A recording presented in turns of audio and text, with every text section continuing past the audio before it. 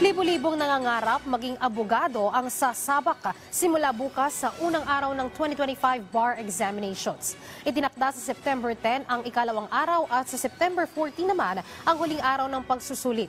Naglabas na ng traffic advisory ang Korte Suprema sa mga kalsada na nasa paligid ng 14 na testing centers. Narito ang report. Sa inilabas na traffic advisory ng Supreme Court, muling pinaaalalahanan ng publiko sa mga road closure at traffic movement na nakatakdang ipatupad mula bukas a 7, 10 at 14 ng Setyembre sa mga lugar malapit sa itinakdang 14 na testing centers para sa 2025 bar examinations.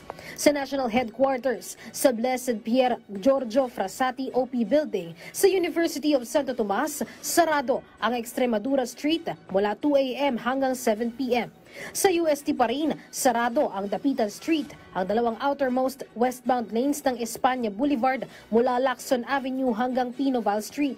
Itinakda naman ang Gate 3 bilang pangunahing pasukan ng mga examinees, habang ang drop-off point ay nasa inner 2 lanes ng Espanya Boulevard. Sa San Beda University, sarado rin ang Mendiola Street mula sa Mendiola Peace Arc hanggang Concepcion Aguila Street.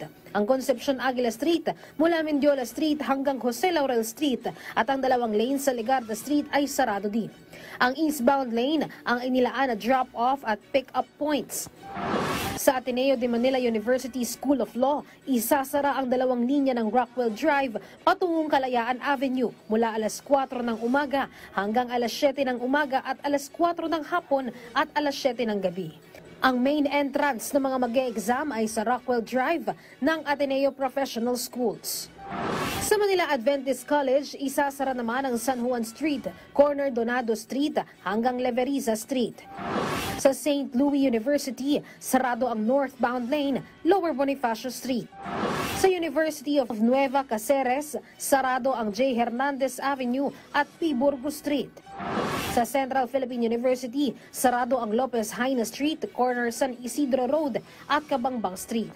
Sa Mindanao State University, Iligan Institute of Technology, may road closure ang Andres Bonifacio Avenue. Sa San Beda College, Alabang, itinalagang drop-off point ang Tirona, Don Jesusa at Don Manalo Gates.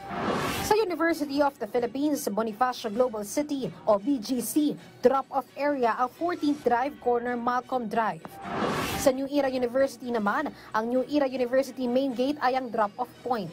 Sa University of San Jose Recolletos naman, drop-off area ang N. Bacalso Avenue.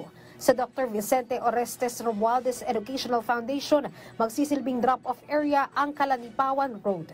At drop-off point naman ang MacArthur Highway sa University de Davao. Luisa Erispe para sa Pambansang TV sa Bagong Pilipinas.